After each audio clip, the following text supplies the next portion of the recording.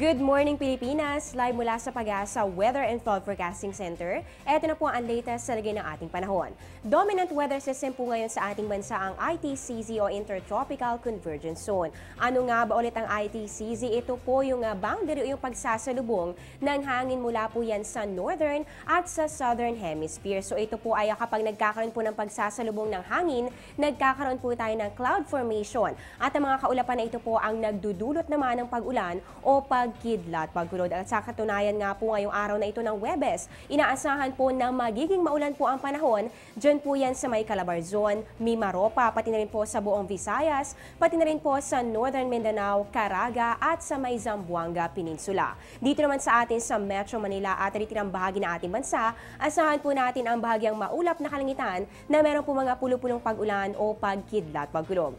Ito po mga kabayan ay forecast pa lamang para sa araw na ito. Paano naman kaya sa mga susunod na mga araw? Tara't alamin po natin yan sa 3-day weather forecast ng Pag-asa.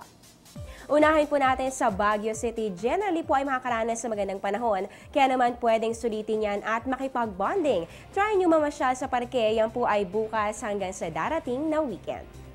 Dito naman sa atin sa Metro Manila, asahan lang po natin ang partly cloudy to cloudy skies with isolated rain showers or thunderstorms. Pero kahit po mainit sa umaga, maaaring makaranas pa rin tayo ng mga pag-ulan. Pagsapit po yan ng hapon o gabi, yan po ay bukas hanggang sa araw ng linggo.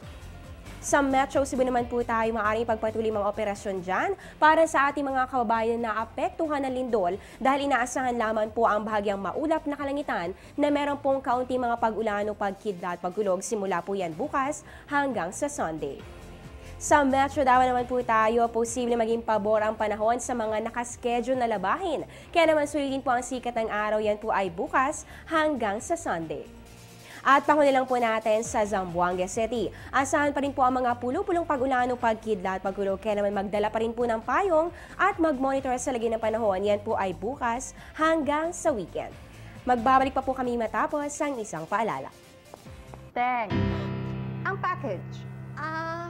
Ma'am, sabi ng Air 21 on the road na.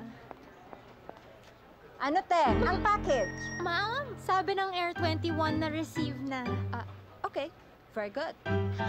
Basta padala, sagot ka ng Air 21. May real-time delivery updates via text para worry-free ka. Teng, ang package, napadala mo na? Yes, ma'am, sa Air 21. Sa Air 21, sagot ko, padala mo.